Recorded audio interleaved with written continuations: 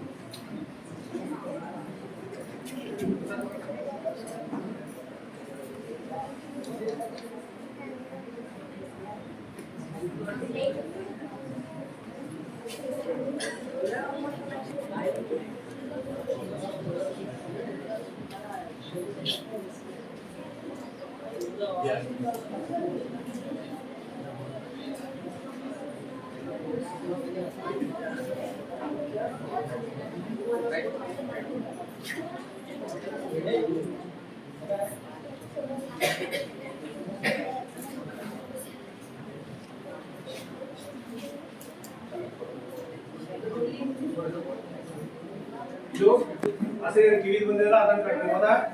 ಎಷ್ಟು ಹಾಕ್ಬೇಕು?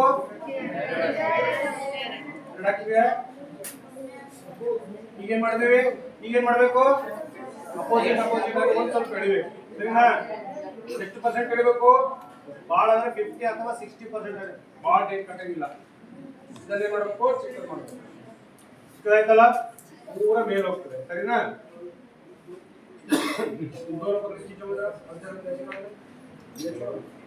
ಟೀಚರ್